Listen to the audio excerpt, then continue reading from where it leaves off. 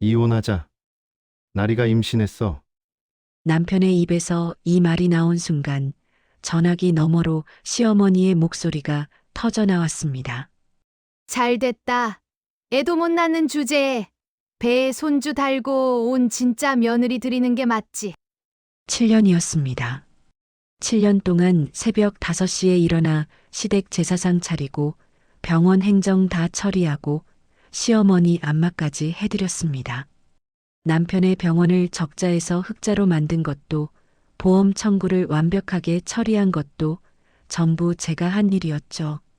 그런데 위로금이랍시고 5억을 내밀며 남편이 말했습니다. 너 나 만나서 7년 동안 호강했잖아. 감사하게 받고 나가. 호강이요? 그래서 저는 아무 말 없이 이혼 합의서에 사인했습니다. 남편과 시어머니는 제가 순하게 받아들인 줄 알았죠. 하지만 그들은 몰랐습니다. 그 병원의 진짜 주인이 누구였는지, 그들이 발 딛고 선 모든 것이 사실은 제 것이었다는 걸요. 지금부터 본격적으로 이야기가 시작됩니다. 이 이야기가 마음에 드신다면 좋아요와 구독 부탁드립니다. 여러분의 응원이 더 좋은 이야기를 만드는 힘이 됩니다. 이야기는 7년 전으로 거슬러 올라갑니다. 제 이름은 한서윤. 당시 31살이었고 동네 종합병원에서 행정 업무를 보고 있었습니다. 평범한 직장인이었죠. 적어도 겉으로 보기엔 그랬습니다. 하지만 사실 저는 평범하지 않았습니다. 제 아버지는 지방에서 요양병원 몇 개를 운영하시는 분이었어요. 규모가 큰 재단은 아니었지만 의료계에서는 나름 알만한 분들은 아시는 곳이었죠. 하지만 저는 그 사실을 굳이 말하고 다니지 않았습니다. 재단 딸이라는 타이틀이 부담스럽기도 했고 그냥 제 능력으로 인정받고 싶었거든요. 그래서 사람들은 저를 그냥 시골 출신, 부모님 일찍 돌아가신 외로운 딸 정도로만 알고 있었습니다. 물론 나중에 알게 되지만 이게 제 최대의 무기가 되었죠.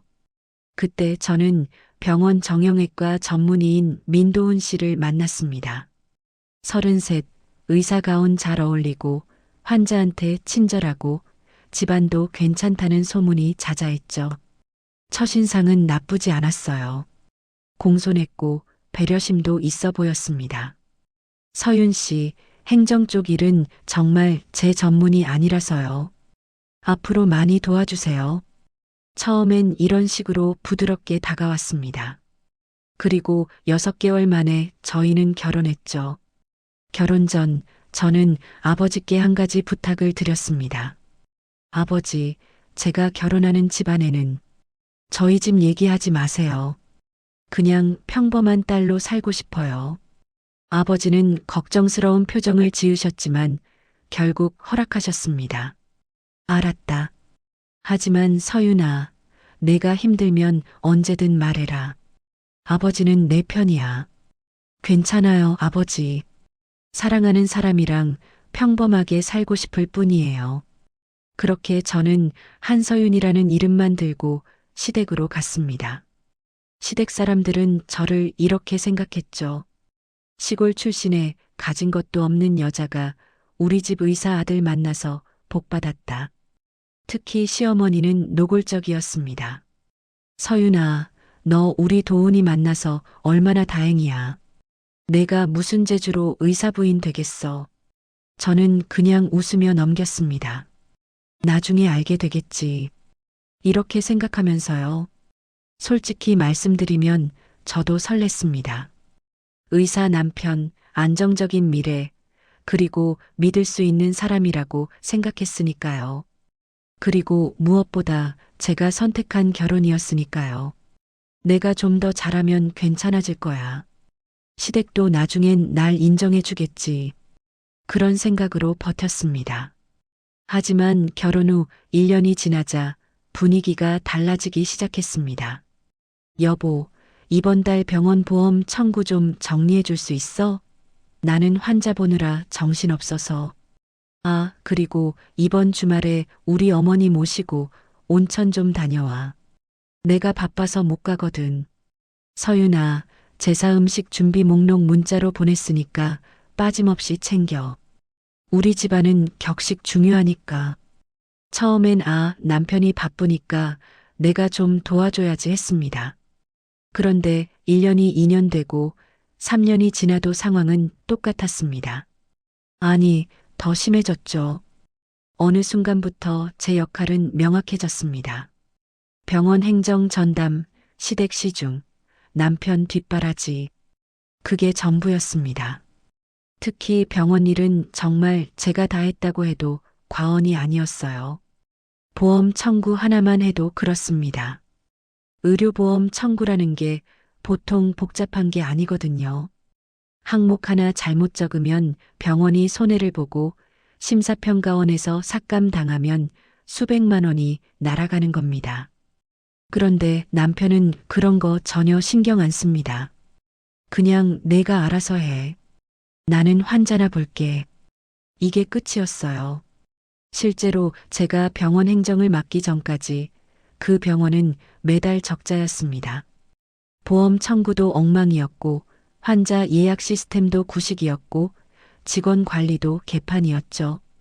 제가 부임하고 나서 6개월 만에 병원이 흑자로 돌아섰습니다. VIP 환자 관리 시스템을 새로 짰고 보험 청구 누락률을 0%로 만들었고 직원 복지 개선해서 이직률도 낮췄습니다. 어느 날 건강보험심사평가원 담당자가 병원에 전화를 걸어왔습니다. 오병원 맞으시죠? 이번 분기 청구 서류 검토했는데요. 정말 교과서급이시네요. 누가 담당하시는지 모르겠지만 정말 꼼꼼하십니다. 저는 그 전화를 받고 뿌듯했습니다.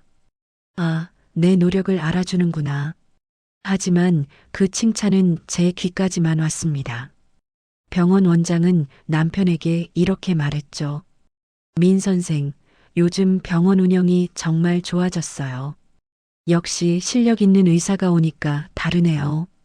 그 결과 병원 수익은 2배로 뛰었죠. 그런데 그 공을 누가 가져갔는지 아십니까? 전부 남편이었습니다. 우리 민도훈 선생님이 오시고 나서 병원이 완전히 달라졌어요. 역시 실력 있는 의사가 오면 환자가 따라오는구나. 병원 원장부터 시작해서 동료 의사들, 간호사들까지 전부 남편을 치켜 세웠습니다. 저요? 저는 그냥 행정 보는 사람 정도였죠. 가끔 원장 선생님이 이런 농담을 하셨어요. 한 팀장, 우리 병원 떠나면 안 돼요. 팀장 없으면 진짜 병원 문 닫는다니까? 그럴 때마다 남편은 웃으면서 이렇게 받아쳤습니다. 에이 원장님, 제 와이프 칭찬은 나중에 하시고 오늘 저녁이나 같이 하시죠. 제 능력을 인정하는 게 아니라 그냥 넘어가는 거였죠. 그리고 집에 돌아오면 또 이런 식이었습니다. 서윤아, 너 오늘 병원에서 보험 서류 정리 잘했다며? 나한테 칭찬 들었어. 칭찬을 들었다고요? 제가 한 일인데 남편이 칭찬을 받고 저는 그걸 전해 듣는 구조였던 겁니다. 한 번은 제가 시어머니께 이런 말을 한 적이 있습니다. 어머님, 사실 저희 아버지도 지방에서 병원을 몇 개 운영하세요. 규모는 작지만 요양병원 쪽에서는 나름 알려진 곳이에요. 그랬더니 시어머니가 코웃음을 치시더군요. 허풍은 적당히 쳐라. 내가 그런 집안 출신이면 왜 우리 집에 빈손으로 왔어? 그리고 그렇게 대단한 집안이면 왜 너는 행정직원이야? 그냥 제 능력으로 살고 싶어서요.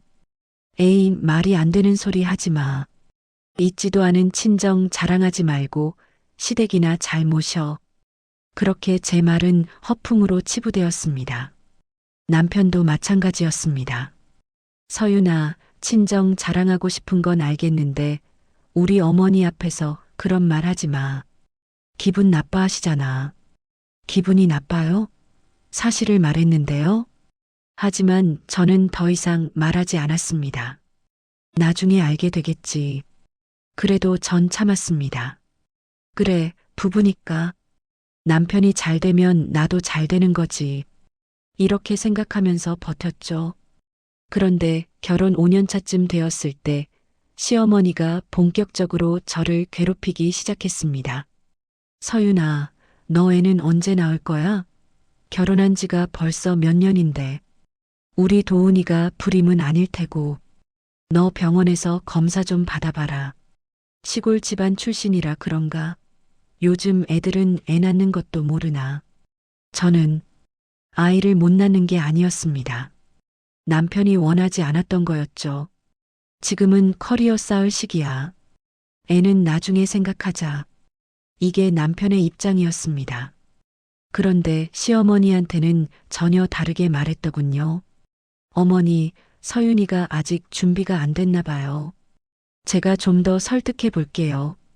결국 모든 화살이 저한테로 돌아온 겁니다. 그렇게 7년이 흘렀습니다. 7년 동안 저는 완벽한 며느리, 완벽한 아내, 완벽한 병원 행정 직원 노릇을 했습니다. 그런데 그 7년의 끝에서 제가 받은 건 뭐였는지 아십니까? 이혼하자. 나리가 임신했어. 이 한마디였습니다. 그날은 병원 송년회가 있던 날이었습니다. 12월 말 한 해를 정리하는 자리였죠. 호텔 연회장을 통째로 빌렸습니다. 샹들리에가 반짝이는 천장, 하얀 테이블보, 그리고 무대 위에서는 DJ가 음악을 틀고 있었죠. 병원 직원들 전부 모여서 와인잔을 들고 한 해의 성과를 자축하는 분위기였습니다. 저도 당연히 참석했고 남편도 정형외과 의사로서 한 테이블에 앉아 있었습니다. 그런데 이상했어요. 남편 옆자리에 젊은 간호사 한 명이 계속 붙어 있더군요. 유나리, 29살 정형외과 소속 간호사였습니다. 원래부터 남편한테 살갑게 구는 편이었는데 그날따라 유난히 더 심했습니다. 민 선생님, 이거 드셔보세요. 맛있어요. 선생님, 오늘 넥타이 색깔 진짜 잘 어울리세요. 선생님은 정말 환자분들한테 인기가 많으시죠? 저도 선생님 팬이에요. 남편은 웃으면서 받아줬습니다. 하하, 나리 씨 덕분에 병동 분위기가 좋아요. 그리고 나리는 아주 당당했습니다. 마치 이미 여주인 자리를 차지한 것처럼 남편 옆에서 다른 의사들에게까지 스스럼 없이 말을 걸고 심지어 제 쪽을 힐끔힐끔 쳐다보며 미소까지 짓더군요. 아, 인연이 지금 나한테 도발하는 거구나. 저는 그 모습을 멀찍이 떨어져서 지켜보고 있었습니다. 아, 솔직히 말씀드리면 저도 바보는 아닙니다. 눈치는 있었어요. 저 둘 뭔가 이상하다. 하지만 확신은 없었죠. 그냥 기분 탓이겠지 하고 넘어갔습니다. 그런데 그날 밤 결정적인 순간이 왔습니다. 화장실 가는 길에 복도 구석에서 남편과 나리가 속삭이는 소리가 들렸습니다. 선생님, 우리 아기 태명은 행운이 어때요? 나리의 목소리였습니다. 그리고 남편의 대답. 그래, 좋아. 우리 행운이 곧 세상에 나올 거야. 그 순간 제 머릿속이 새하얘졌습니다. 아기, 태명? 우리 행운이? 설마 하는 마음에 복도 모퉁이를 돌아 그쪽을 봤습니다. 남편이 나리의 배를 쓰다듬고 있었습니다. 그것도 아주 자연스럽게요. 저는 그 자리에서 얼어붙었습니다. 손발이 차가워지고 숨이 막히는 것 같았죠. 하지만 이상하게도 눈물은 안 나왔습니다. 대신 머릿속으로 이런 생각이 스쳤어요. 아, 이 사람. 진짜였구나. 내가 바보였구나. 송년회가 끝나고 집에 돌아왔습니다. 남편은 아무렇지도 않게 샤워를 하고 TV를 켰습니다. 저는 그 옆에 가만히 앉아서 입을 열었습니다. 여보, 유나리 씨랑 무슨 사이예요? 목소리가 떨렸습니다. 하지만 최대한 차분하게 물었습니다. 남편은 잠시 침묵하더니 한숨을 푹 쉬었습니다. 알고 있었어? 오늘 봤어요. 복도에서 배 쓰다듬는 거. 그러자 남편은 TV를 끄고 저를 똑바로 쳐다봤습니다. 그리고 이렇게 말했죠. 서윤아, 나 숨기지 않을게. 나리가 임신했어. 우리 아기야. 그리고 우리 이혼하자. 세상에 이렇게 태연하게 이혼을 말할 수 있는 사람이 있다니. 저는 어이가 없어서 웃음이 나올 뻔했습니다. 7년이었어요. 우리 결혼한 지 7년. 알아. 근데 서윤아, 솔직히 우리 사이 요즘 어땠어? 그냥 남남 아니었어? 남남이요? 제가 남편 병원 일 다 봐주고 시댁 제사 음식 차리고 시어머니 안마까지 해드렸는데 남남이라고요? 나리는 나를 이해해줘. 내가 힘들 때 위로도 해주고 내 이야기를 들어줘. 너는 솔직히 일만 하잖아. 일만 한다고요? 그 일을 누가 시켰는데요? 제가 하고 싶어서 한 줄 아세요? 하지만 저는 참았습니다. 일단은요. 그래서 이혼하고 나리 씨랑 재혼하시겠다는 거죠? 아이도 있고 나리는 젊고 나리랑 있으면 내가 더 발전할 수 있을 것 같아. 병원 브랜드 이미지에도 좋고. 병원 브랜드 이미지요? 저 없으면 병원 문 닫는다던 그 병원 말이에요? 그때 남편 핸드폰이 울렸습니다. 발신자는 어머니였습니다. 남편이 전화를 받았고 그대로 스피커폰으로 전환했습니다. 그리고 시어머니의 목소리가 울려 퍼졌습니다. 도훈아, 나리 엄마한테 연락받았다. 손주 생긴 거 축하한다. 어머니, 서윤이 앞인데요. 서윤이 있어? 잘 됐네. 서윤아, 들어봐. 시어머니는 거침없이 말을 이었습니다. 너 애도 못 낳는 주제에 의사 집안에 붙어만 있더니 이제야 정리되는구나. 우리 도훈이가 그동안 얼마나 답답했겠어.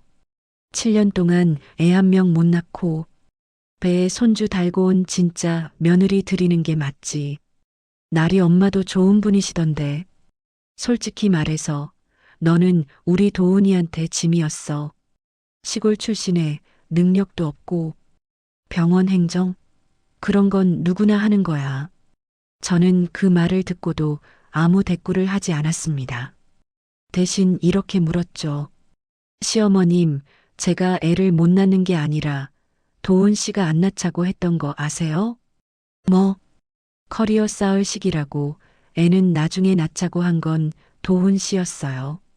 그러자 시어머니는 코웃음을 쳤습니다. 그래도 여자가 먼저 설득했어야지. 그리고 지금 중요한 게 그게 아니잖아. 어쨌든 나리가 임신했고 너는 이혼해야 돼. 그리고 솔직히 너 우리 집에 와서 뭐 한 게 있어? 시집살이? 그건 당연한 거고. 돈? 너 번 돈으로 우리 집안 유지된 것도 아니잖아. 알겠어요. 이혼하죠. 시어머니도 남편도 놀란 눈치였습니다. 아마 제가 울면서 매달릴 거라 생각했나 봅니다. 하지만 저는 그러지 않았습니다. 위자료는 얼마 생각하세요? 남편은 잠시 머뭇거리더니 이렇게 말했습니다. 5억. 그리고 병원 건물 지분 일부. 그 정도면 충분하잖아. 5억이요? 7년 동안 병원 흑자로 만들고 시댁 제사상 차리고 온갖 뒷바라지 해준 게 5억이라고요? 남편은 계속 말을 이었습니다. 너 나 만나서 7년 동안 호강했잖아. 의사 부인 타이틀 달고 다니고 병원 차도 내가 쓰고 이 정도면 감사하게 받고 나가야지. 그 순간 전화 너머로 시어머니의 목소리가 들렸습니다. 그래. 고아에 가진 것도 없는 내가 의사 집안 들어온 것만 해도 영광이다. 우리 집안 덕 봐서 병원에서도 팀장까지 올라간 거 아니냐? 고아요. 맞습니다. 시댁에선 부모님이 일찍 돌아가신 걸로 알고 있으니까요. 그래서 시댁에서 늘 무시당했죠. 하지만 그들은 몰랐습니다. 제 아버지가 누구인지, 제가 어떤 집안 출신인지, 그리고 그들이 발 딛고 서 있는 모든 것이 사실은 제 것이었다는 걸요. 저는 조용히 고개를 끄덕였습니다. 알겠어요. 그럼 내일 변호사 사무실에서 만나요. 이혼 합의서 쓰죠. 남편은 안도한 표정을 지었습니다. 그래, 잘 생각했어. 서로 깨끗하게 정리하자. 깨끗하게요? 이 더러운 인간들한테 깨끗한 게 어디 있어요? 하지만 저는 아무 말 하지 않았습니다. 대신 그날 밤 제 개인 변호사에게 전화를 걸었습니다. 김 변호사님, 제가 요청드린 서류들 다 구하셨죠? 변호사는 침착한 목소리로 대답했습니다. 네, 한 이사님. 병원 명의 건물 등기, 재단 출자 내역, 그리고 민도훈 씨 명의로 빠져나간 자금 리스트까지 전부 확보했습니다. 좋아요. 이혼 합의서에 사인하는 즉시 다음 단계 진행해 주세요. 알겠습니다. 그리고 이사님 괜찮으세요? 저는 창밖을 보며 조용히 대답했습니다. 괜찮아요. 이제 시작이니까요. 그렇게 저는 이혼 합의서에 사인했습니다. 남편과 시어머니는 제가 순하게 받아들인 줄 알았습니다. 그 간호사년도 승리의 미소를 지으며 남편 팔짱을 꼈죠. 하지만 그들은 몰랐습니다. 지금부터 그들의 인생이 끝난다는 걸요. 이혼 합의서를 쓰는 날, 저는 변호사 사무실에 갔습니다. 남편과 시어머니, 그리고 그 간호사 유나리까지 함께 왔더군요.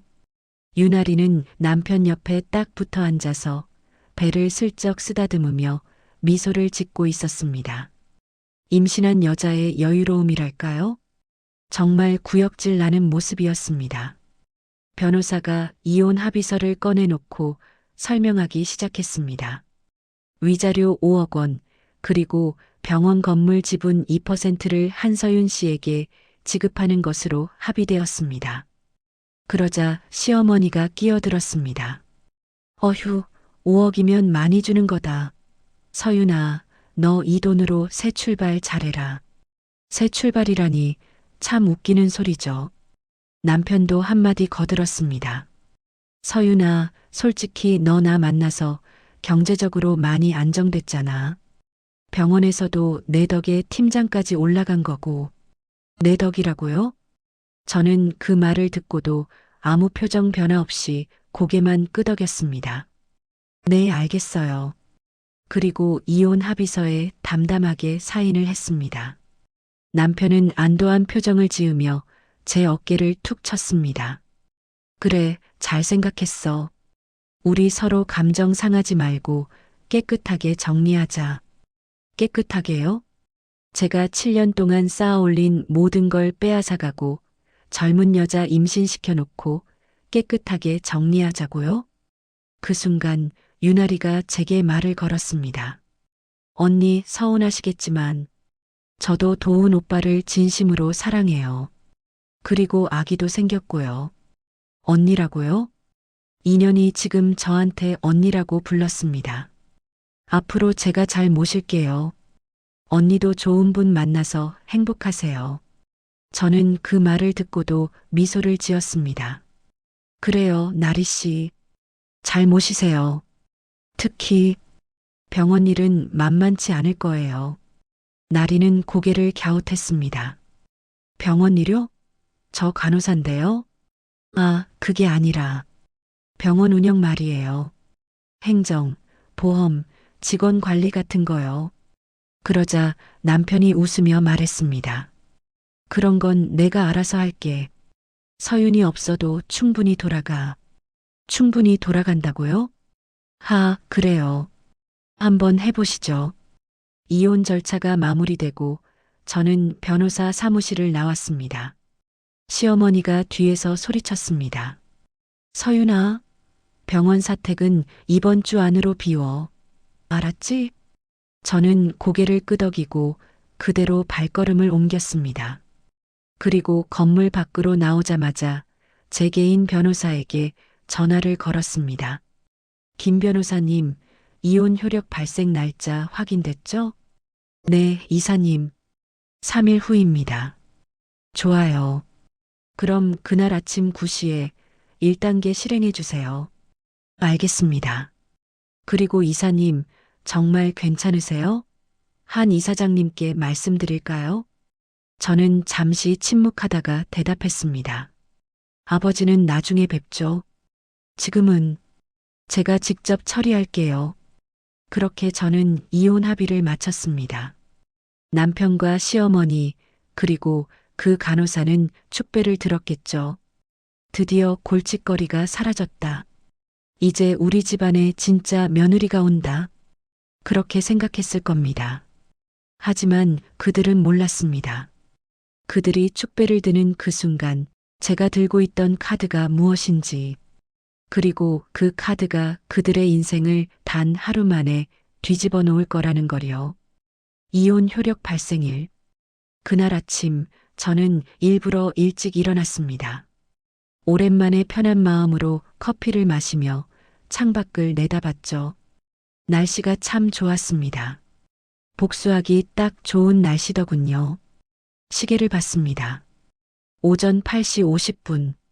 10분 후면 1단계가 시작됩니다. 그리고 정확히 9시. 제 핸드폰에 문자가 왔습니다. 김 변호사 이사님, 1단계 실행 완료. 통보 발송했습니다. 저는 미소를 지으며 답장을 보냈습니다. 고생하셨어요. 2단계 준비해 주세요. 그리고 그때 남편에게서 전화가 왔습니다. 저는 받지 않았습니다. 1분 후 다시 전화가 왔습니다. 이번에도 받지 않았죠. 그리고 3분 후 시어머니에게서도 전화가 왔습니다. 역시 받지 않았습니다. 그리고 10분 후 문자 폭탄이 쏟아지기 시작했습니다. 서윤아, 이게 무슨 짓이야? 당장 전화해. 한서윤, 내 아버지가 건물주라니 이게 무슨 소리야? 병원 임대차 계약 해지 통보를 받았어. 이거 취소 안 하면 너 죽는다. 저는 그 문자들을 하나하나 읽으며 커피를 한 모금 더 마셨습니다. 참 통쾌하더군요. 오전 10시. 저는 아버지가 계신 한강의료재단 본사로 향했습니다. 아버지는 재단 이사장실에서 저를 기다리고 계셨죠. 서윤아, 고생했다. 괜찮아요, 아버지. 아버지는 제 어깨를 토닥이며 말씀하셨습니다. 내가 참고 견디는 거 보면서 내가 얼마나 마음 아팠는지 아냐? 그래도 제가 원한 거였잖아요. 사랑하는 사람이랑 평범하게 살고 싶었으니까. 그래, 그랬지. 근데 그 인간이 널 배신했어. 이제는 내가 나설 차례다. 아버지는 책상 위에 서류 뭉치를 올려놓으셨습니다. 이게 뭔지 알지? 저는 고개를 끄덕였습니다. 병원 건물 등기부등본, 재단 출자 내역, 그리고 남편 명의로 빠져나간 자금 리스트요. 맞아.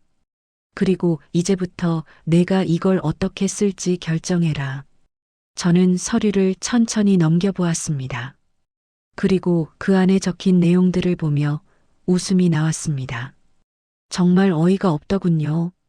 첫 번째 서류, 병원 건물 소유권, 한강의료재단 80%, 한서윤 개인 20%, 민도훈 0%.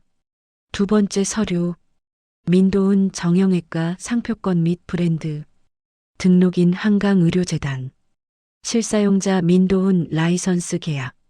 세 번째 서류, 병원 운영 자금 출처, 의료장비 구입비 12억 한강의료재단 대출, 인테리어 비용 3억 한서윤 개인 명의 대출, 운영 자금 8억 한강의료재단 지원, 그리고 마지막 서류, 민도훈 명의로 빠져나간 자금, VIP 환자 리베이트 2억, 보험 허위 청구 1억 5천, 직원 급여 횡령 5천만 원. 저는 서류를 내려놓고 아버지를 바라봤습니다. 아버지, 이거 전부 증거로 쓸 수 있죠? 당연하지. 내가 직접 회계사 시켜서 뽑아낸 거야. 그럼 시작할게요.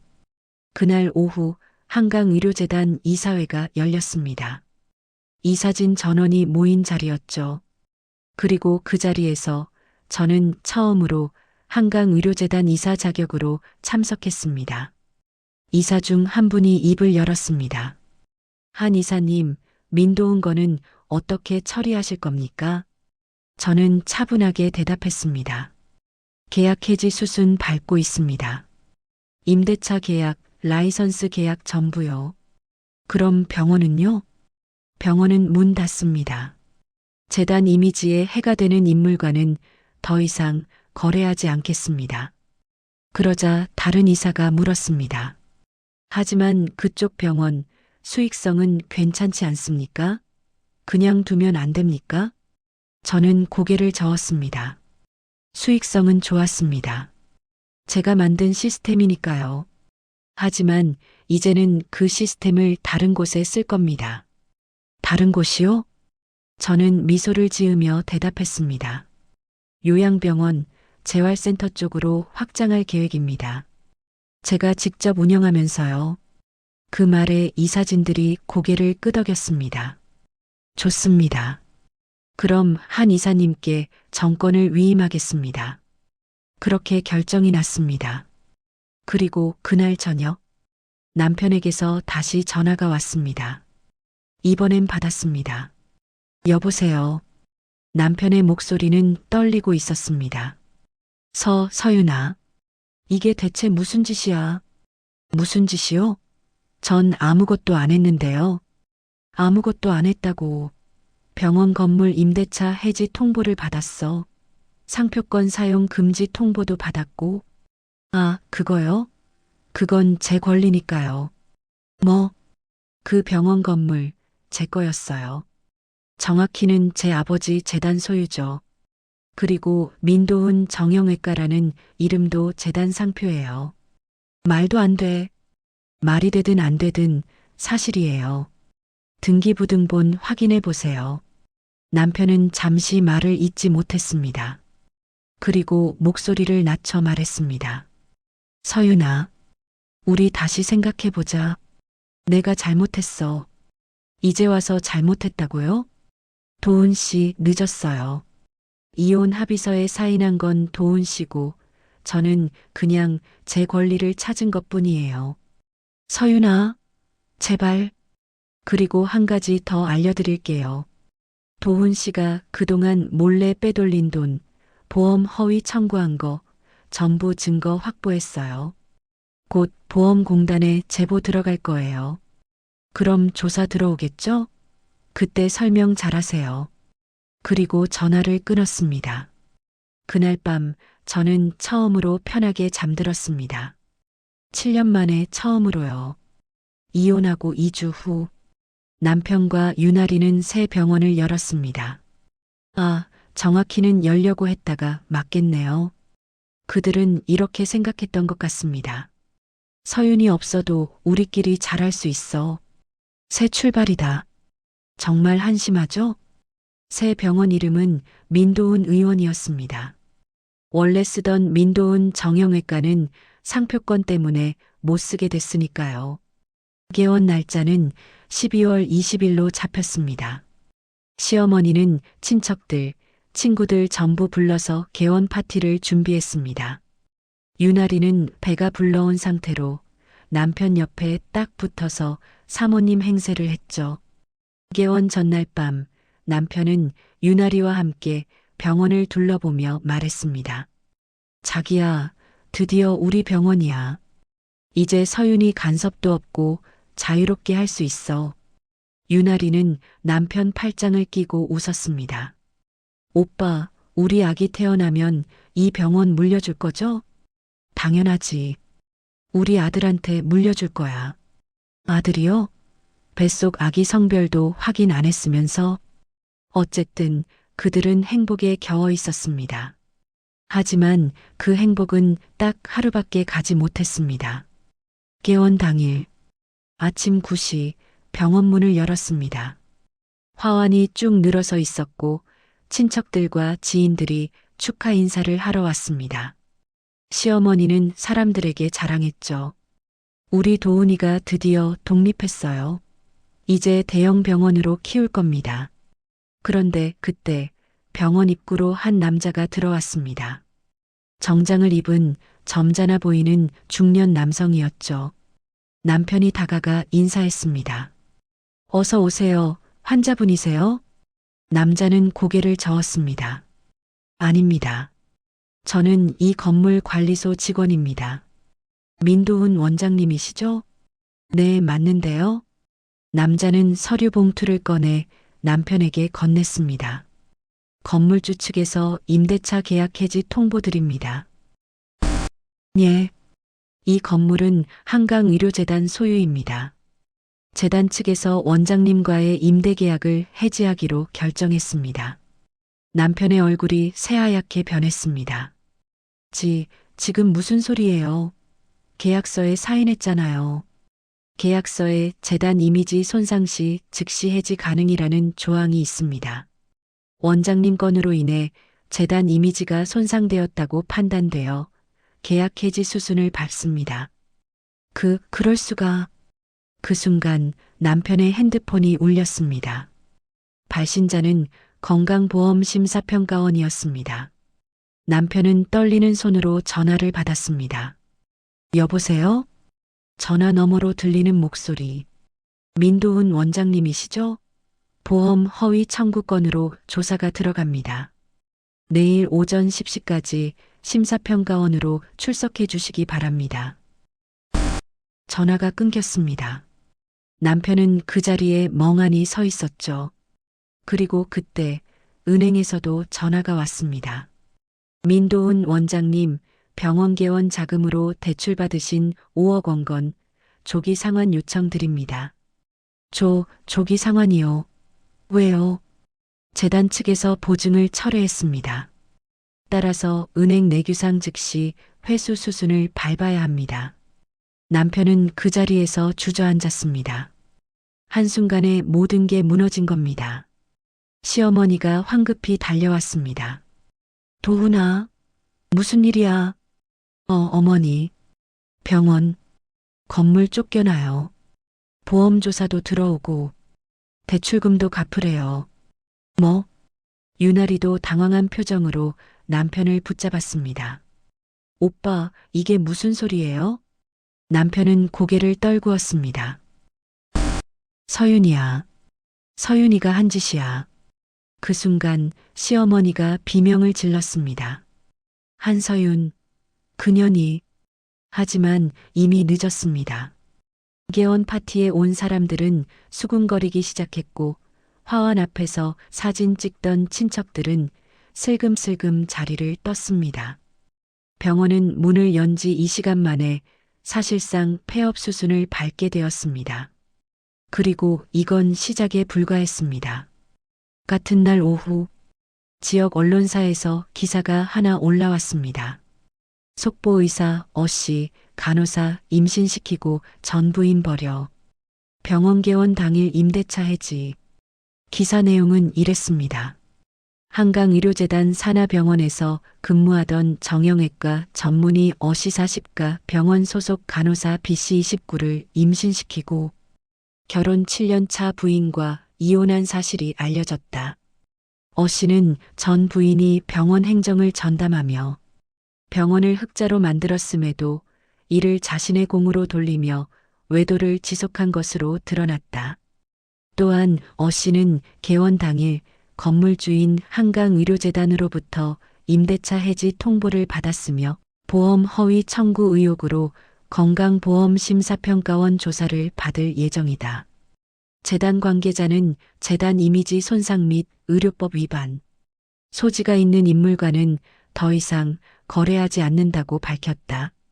기사가 올라온 지 1시간 만에 댓글이 폭발했습니다. 와, 진짜 쓰레기네요. 부인 덕에 성공해놓고 배신? 간호사도 문제 있는 거 아님? 유부남이랑 바람 피우고 의사 면허 박탈해야 함. 전 부인 불쌍하다 진짜. 그리고 이 기사는 의료계 커뮤니티에도 퍼졌습니다. 의사들, 간호사들, 병원 관계자들 사이에서 남편의 이름이 오르내리기 시작했죠. 민도훈? 아, 그 사람. 재단이랑 싸운 사람 아니에요? 보험 허위 청구 의혹도 있다던데? 그렇게 남편은 단 하루 만에 의료계에서 문제 인물로 낙인 찍혔습니다. 그날 저녁 저는 재단 사무실에서 그 기사를 읽고 있었습니다. 김 변호사가 옆에서 말했습니다. 이사님, 반응이 뜨겁습니다. 이 정도면 민도훈 씨는 의료계 복귀가 어려울 것 같습니다. 저는 고개를 끄덕이며 대답했습니다. 그 정도로는 부족해요. 2단계 실행해 주세요. 2단계요? 네. 보험 허위 청구 증거 자료 심사평가원에 정식 제출하고 VIP 환자 리베이트 건도 공정거래위원회에 신고해 주세요. 알겠습니다. 그렇게 저는 남편을 완전히 무너뜨리기 시작했습니다. 그것도 아주 합법적으로요. 이혼하고 한 달 후 한강의료재단에서 공식 기자회견을 열었습니다. 주제는 재단 산하병원 운영 투명성 강화였지만 사실상 남편을 공개 처형하는 자리였죠. 기자회견장에는 지역 언론사, 의료 전문지, 그리고 온라인 매체 기자들까지 몰려들었습니다. 그리고 그 자리에 저도 참석했습니다. 한강의료재단 이사 한서윤이라는 명패를 달고요. 기자회견이 시작되었습니다. 재단 대변인이 먼저 입을 열었습니다. 안녕하십니까? 한강의료재단입니다. 오늘 이 자리는 최근 불거진 민도훈 전 원장 관련 사건에 대해 재단의 입장을 밝히고자 마련했습니다. 기자들이 일제히 카메라를 들이댔습니다. 대변인은 준비된 원고를 읽기 시작했습니다. 민도훈 씨는 2018년부터 2025년까지 재단 산하 5호병원에서 정형외과 전문의로 근무했습니다. 하지만 최근 조사 결과 다음과 같은 문제가 발견되었습니다. 대형 스크린에 자료가 띄워졌습니다. 보험 허위 청구 총 1억 5천만 원 규모, VIP 환자 리베이트 수수 2억 원 규모, 직원 급여 일부 횡령 5천만 원 규모, 재단명의 의료 장비 무단 사용 및 개인 병원 이전 시도. 기자들이 웅성거리기 시작했습니다. 한 기자가 손을 들었습니다. 그럼 이 문제들은 언제부터 발생한 겁니까? 재단에서는 왜 몰랐습니까? 대변인이 대답했습니다. 재단 내부 감사 과정에서 발견되었으며 현재 관련 기관에 정식 제보를 마친 상태입니다. 다른 기자가 질문했습니다. 민도훈 씨의 전 부인이 재단 이사라는 소문이 있던데 사실입니까? 그때 제가 마이크를 잡았습니다. 네, 제가 답변 드리겠습니다. 기자들의 시선이 일제히 저에게 쏠렸습니다. 저는 한강의료재단 이사이자 한강의료재단 이사장의 딸 한서윤입니다. 그리고 민도훈 씨의 전 부인이기도 합니다. 기자회견장이 술렁였습니다. 저는 차분하게 말을 이었습니다. 많은 분들이 궁금해하실 것 같아서 말씀드립니다. 지난 7년간 5호병원의 실질적인 행정, 기획, 보험 시스템 설계는 제가 담당했습니다. 민도훈 씨는 의료 행위만 담당했고 병원 운영과 관련된 모든 결정은 제가 내렸습니다. 한 기자가 날카롭게 질문했습니다. 그럼 민도훈 씨가 자랑하던 VIP 환자 시스템, 보험 청구 최적화, 병원, 수익 2배 증가는 전부 한서윤 이사님의 공이었다는 말씀입니까? 저는 고개를 끄덕였습니다. 그렇습니다. 그런데 왜 그동안 밝히지 않으셨습니까? 저는 잠시 침묵했다가 대답했습니다. 당시에는 제 남편이었고 그의 성공이 곧 저희 가정의 성공이라고 생각했습니다. 하지만 그가 저를 배신했고 이제는 진실을 밝힐 때라고 판단했습니다. 기자들이 미친 듯이 사진을 찍어댔습니다. 다음 날 기사 제목은 이랬습니다. 단독 병원 살린 건 의사가 아니었다. 한강의료재단 이사 한서윤, 전 남편 민도훈 의혹 폭로. 7년간 그림자 행정실장으로 일했다.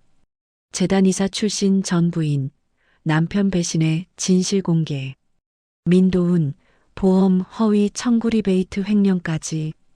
아내 덕에 성공했지만 외도로 보답. 기사는 삽시간에 퍼졌습니다. 포털 사이트 실시간 검색어 1위에 민도훈이 올라왔고 2위에 한서윤이 올라왔습니다. 댓글은 폭발적이었죠. 와, 이건 진짜 영화다. 부인 덕에 성공해놓고 배신? 인간 쓰레기네. 한서윤 이사님 진짜 멋있다. 복수 제대로 하신다. 간호사랑 바람 피운 것도 최악인데 보험 사기에 횡령까지. 의사 면허 박탈해야 함.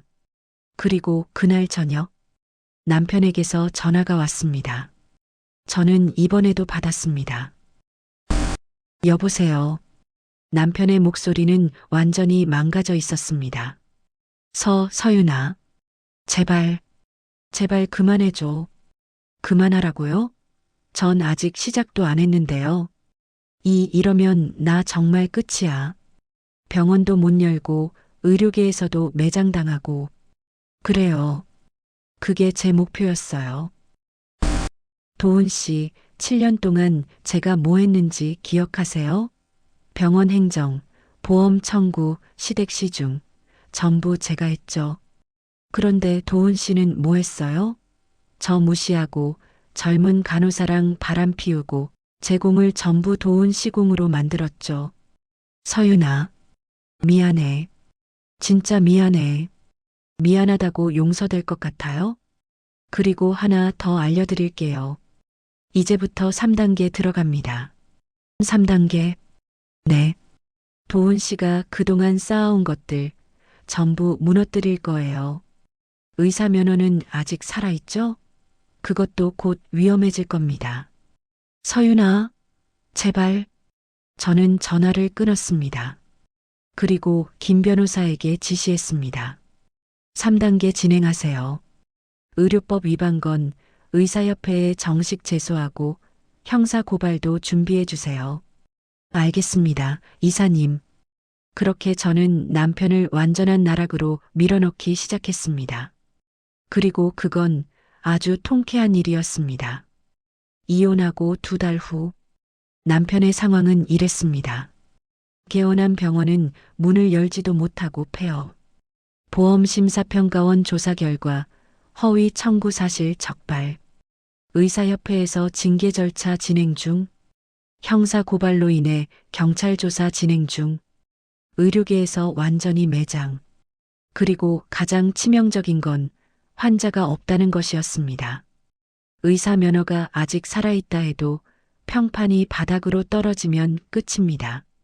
누가 보험 사기 의사, 외도 의사에게 진료받고 싶겠어요?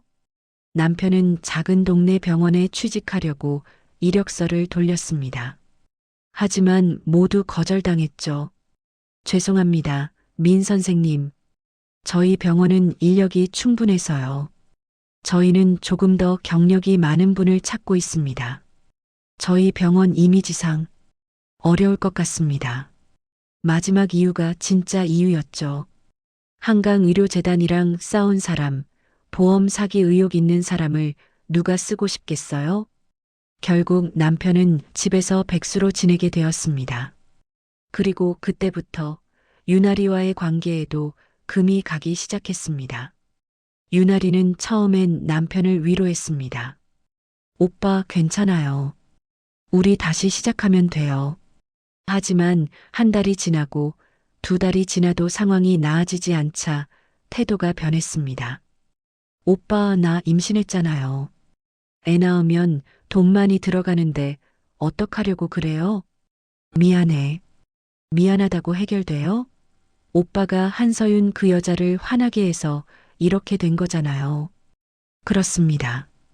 유나리는 이제 남편을 탓하기 시작했습니다. 결국 유나리는 남편에게 이렇게 말했습니다. 오빠 나 아기 지울래요. 뭐? 이런 상황에서 애 낳으면 어떡해요? 오빠 수입도 없고 미래도 불확실한데. 나리야, 우리 아기잖아. 우리 행운이잖아. 행운이요? 이게 무슨 행운이에요? 차라리 제가 간호사로 다시 취직하는 게 나아요. 유나리는 결국 혼자 병원에 가서 낙태 수술을 받았습니다. 그리고 남편에게 이별을 통보했습니다. 오빠, 우리 여기까지만 해요. 저도 제 인생 살아야 해요. 나리야, 제발. 오빠, 솔직히 오빠가 성공한 의사니까 좋아한 거였어요. 근데 지금은 뭐예요? 백수잖아요. 그 말을 끝으로 유나리는 남편을 떠났습니다. 남편은 그날 밤 혼자 소주를 마시며 울었다고 합니다. 하지만 저는 전혀 동정하지 않았습니다. 그렇게 자업자득인데 뭘 동정해요? 시어머니 상황도 비슷했습니다. 예전에는 친척들, 친구들 앞에서 이렇게 자랑했죠. 우리 아들 의사야. 병원도 운영하고. 며느리? 아, 젊고 예쁜 애로 새로 들였어. 손주도 곧 생겨. 하지만 이제는 그런 말을 할 수가 없습니다. 오히려 친척들이 수군거렸죠. 말자 언니네 아들, 요즘 어떻게 됐대요? 보험 사기에 외도해. 완전 망했다던데? 그러게요. 며느리 잘못 만나서 집안 망한 케이스죠. 시어머니는 그 소리를 듣고 집에만 틀어박혀 지냈습니다. 그리고 가장 큰 타격은 경제적 어려움이었습니다. 예전에는 남편 수입으로 여유롭게 살았죠. 시어머니도 용돈 받고 좋은 곳에 여행도 다니고. 하지만 이제는 그게 불가능합니다. 남편 수입은 0원. 유나리도 떠났으니 간호사 월급도 없음. 병원 개원 자금으로 빌린 대출 5억은 갚아야 함. 집까지 팔아야 할 판이었습니다. 시어머니는 남편에게 울부짖었습니다. 도훈아, 이게 다 내가 한서윤이를 화나게 해서 그래. 내가 잘못했어. 그 여자한테 빌어. 무릎 꿇고 빌어서라도 용서받아. 하지만 남편은 고개를 저었습니다. 어머니, 이제 늦었어요. 서윤이는 절대 용서 안 할 거예요. 그리고 남편은 맞는 말을 했습니다. 저는 절대로 용서할 생각이 없었으니까요. 어느 날 남편이 저를 찾아왔습니다. 재단 본사 앞에서 기다리고 있더군요. 저는 그를 무시하고 지나가려 했지만 남편이 제 앞을 막았습니다. 서윤아, 제발 한 번만 용서해줘. 남편의 모습은 처참했습니다. 머리는 헝클어져 있었고 수염도 제대로 안 깎은 상태였죠. 내가 잘못했어. 내가 정말 잘못했어. 다시 기회를 줘. 저는 차갑게 그를 쳐다봤습니다. 기회요? 전 도훈 씨한테 7년의 기회를 줬어요. 근데 도훈 씨는 그걸 배신으로 갚았죠. 서윤아. 그리고 이제 와서 용서를 빈다고요? 도훈 씨가 저한테 이혼하자 나리가 임신했어라고 말했을 때 제 기분이 어땠을 것 같아요? 전 그때 결심했어요. 도훈 씨를 완전히 무너뜨리겠다고. 서윤아, 나 이제 정말 아무것도 없어. 제발. 저는 고개를 저었습니다. 그건 도훈 씨 책임이에요. 전 제 권리를 찾은 것뿐이고요. 그리고 그를 지나쳐 걸어갔습니다. 뒤에서 남편이 무릎 꿇고 울부짖는 소리가 들렸지만 저는 돌아보지 않았습니다. 그럴 가치가 없으니까요. 이혼하고 6개월 후 저는 한강의료재단 이사로서 새로운 프로젝트를 시작했습니다. 프로젝트 이름은 한강케어 네트워크. 어르신들을 위한 요양병원, 재활센터, 통증 클리닉을 전문으로 하는 의료 네트워크였죠. 아버지는 제 계획을 듣고 흐뭇하게 웃으셨습니다. 서윤아, 내가 평생 현장에서 일하면서 배운 게 이제 빛을 발하는구나. 네, 아버지. 저는 환자들이 진짜 필요로 하는 게 뭔지 알아요. 단순히 치료만 하는 게 아니라 돌봄과 재활까지 이어지는 시스템이요. 좋아. 그럼 이번 프로젝트 내가 전담해라. 예산도 내가 짜고 인력도 내가 뽑고. 감사합니다, 아버지. 그렇게 저는 본격적으로 일을 시작했습니다. 먼저 요양병원 부지를 알아봤습니다. 서울 근교에 좋은 땅이 있었고 재단 명의로 매입했습니다. 그리고 건축 설계를 시작했죠. 단순히 환자를 눕혀두는 곳이 아니라 진짜 치료와 회복이 이루어지는 공간을 만들고 싶었습니다. 재활치료실, 물리치료실, 정원, 산책로까지 전부 설계에 반영했습니다. 그리고 인력 채용도 시작했습니다. 의사, 간호사, 물리치료사, 사회복지사까지 전부 제가 직접 면접을 봤습니다. 특히 예전에 제가 일했던 병원에서 함께 일했던 동료들도 몇 명 영입했죠. 팀장님, 아니, 이사님, 진짜 이렇게 큰일 하시는 거예요? 그럼요. 이제 제대로 시작하는 거죠. 그렇게 6개월 만에 첫 번째 요양병원이 오픈했습니다. 병원 이름은 한강요양병원. 개원식 날 지역 언론사와 의료 전문지 기자들이 몰려들었습니다. 그리고 그 자리에서 저는 인터뷰를 했습니다. 기자가 질문했습니다. 한서윤 이사님, 이번 요양병원 프로젝트를 시작하게 된 계기가 무엇입니까? 저는 차분하게 대답했습니다. 저는 7년 동안 병원 현장에서 일하면서 환자분들이 진짜 필요로 하는 게 뭔지 봤습니다. 단순히 약 처방하고 수술하는 게 전부가 아니에요. 특히 어르신들은 치료 후 재활과 돌봄이 절실합니다. 그래서 이번 프로젝트를 통해 진짜 환자 중심 의료 시스템을 만들고 싶었습니다. 다른 기자가 질문했습니다. 이사님께서 과거 민도훈 전 원장의 전 부인이셨다는 사실이 알려지면서 많은 분들이 응원을 보냈습니다. 지금 기분이 어떠신가요? 저는 잠시 미소를 지었습니다. 솔직히 말씀드리면 그 시간들이 힘들었습니다. 하지만 그 경험이 저를 더 강하게 만들었어요. 그리고 이제는 제 이름으로 제가 하고 싶은 일을 하고 있습니다. 저는 더 이상 누군가의 아내, 며느리, 그림자가 아닙니다. 저는 한서윤이고 한강케어 네트워크의 대표입니다. 그 인터뷰 영상은 SNS에서 큰 반향을 일으켰습니다. 댓글들은 이랬죠. 한서윤 이사님 진짜 멋있다. 복수도 제대로 하고 자기 커리어도 제대로 쌓고 이게 진짜 성공한 복수지. 상대는 망하고 본인은 대성공. 요양병원 꼭 성공하시길 바랍니다. 한 이사님 같은 분이 의료계에 계셔서 다행이에요. 그리고 3개월 후, 2번째 요양병원이 오픈했고 6개월 후에는 3번째 재활센터가 오픈했습니다. 한강케어 네트워크는 빠르게 성장했습니다. 환자 만족도는 업계 최고 수준이었고 직원 복지도 좋아서 이직률이 거의 없었죠. 그리고 무엇보다 수익도 탄탄했습니다. 재단 이사회에서 보고를 할 때 이사진들이 감탄했습니다. 한 이사님, 이 정도 성과는 예상 못했습니다. 정말 대단하십니다. 감사합니다. 앞으로 더 확장할 계획입니다. 아버지도 흐뭇하게 웃으셨습니다. 서윤아, 이제 내가 재단을 이끌어갈 준비가 됐구나. 아버지, 아직 멀었어요. 아니야. 넌 이미 충분히 자격이 있어. 그렇게 저는 한강의료재단의 차기 이사장 후보로 공식 지명되었습니다. 그리고 1년 후, 저는 서울 시내 한복판에 있는 고급 호텔에서 열린 의료혁신 포럼에 연사로 초청받았습니다. 무대에 올라가 강연을 시작했죠. 안녕하십니까. 한강케어 네트워크 대표 한서윤입니다.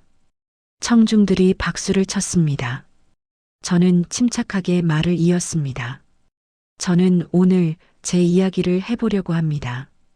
저는 7년 동안 한 병원에서 행정팀장으로 일했습니다. 겉으로는 평범한 직장인이었지만 사실 저는 그 병원의 실질적인 설계자였습니다. 하지만 그 공은 제 남편에게 돌아갔고 저는 그저 그림자로만 존재했습니다. 그리고 어느 날 그 남편은 저를 배신했습니다. 청중들이 숨을 죽이고 들었습니다. 그때 저는 결심했습니다. 더 이상 누군가의 그림자로 살지 않겠다고. 그래서 저는 제 이름으로 다시 시작했습니다. 그리고 지금 여러분 앞에 서 있습니다. 저는 이제 한강케어 네트워크의 대표이자 한강의료재단의 차기 이사장입니다. 제가 하고 싶은 말은 이겁니다. 여러분도 누군가의 그림자가 아닌 여러분 자신의 이름으로 서십시오. 박수가 터져 나왔습니다. 저는 무대에서 내려와 호텔 밖으로 나왔습니다. 그리고 차에 타려는 순간 누군가 저를 불렀습니다. 서유나. 돌아보니 남편이 서 있었습니다. 여전히 초라한 모습이었습니다. 무슨 일이에요, 도은 씨? 그냥 내가 성공한 거 축하하고 싶어서. 저는 그를 차갑게 쳐다봤습니다. 축하요? 도은 씨한테 축하받을 이유가 없는데요. 알아. 근데 그냥 미안하다고 말하고 싶었어. 이제 와서 미안하다고요? 너무 늦었어요. 남편은 고개를 떨구었습니다. 알아. 나 이제 정말 끝났어. 의사 면허도 정지됐고 갈 곳도 없어. 그건 도은 씨가 자초한 일이에요. 알아. 저는 차에 타려다가 마지막으로 한마디 했습니다. 도은 씨, 한 가지만 기억하세요. 제가 성공한 건 도은 씨 덕분이 아니에요. 제 능력 덕분이에요. 그리고 도은 씨가 망한 건 제 복수 덕분이 아니에요. 도은 씨 스스로 무너진 거예요. 그리고 차에 타서 떠났습니다. 백미러로 남편의 모습이 점점 작아지는 걸 보며 저는 처음으로 완전히 홀가분해졌습니다. 이제 저는 자유예요. 그날 밤 저는 새로 짓는 요양병원 공사 현장을 찾았습니다. 밤하늘 아래 공사 중인 건물을 바라보며 조용히 말했습니다. 나는 예전엔 누군가의 아내, 며느리, 그림자라는 이름으로 살았어요. 하지만 이제는 내 이름 석자로 서 있습니다. 내가 벌어들인 돈이 내가 지키고 싶은 사람들에게 쓰이는 세상. 그게 제가 선택한 새 인생입니다. 그리고 저는 미소를 지었습니다. 진짜 행복한 미소를요. 여러분, 오늘 이야기 어떠셨나요? 한서윤은 7년 동안 누군가의 그림자로 살았지만 결국 자신의 이름으로 다시 일어섰습니다. 그리고 자신을 배신한 사람들은 모두 스스로 무너졌죠. 이게 바로 진짜 복수입니다. 상대를 직접 때리는 게 아니라 그들이 의지하던 모든 걸 걷어들이고 그들 스스로 무너지게 만드는 것. 여러분도 누군가에게 배신당한 적 있나요? 그렇다면 기억하세요. 진짜 복수는 당신이 성공하는 겁니다. 오늘 이야기가 재밌으셨다면 좋아요, 구독, 알림 설정 부탁드립니다. 그럼 다음 이야기로 또 찾아뵙겠습니다. 감사합니다.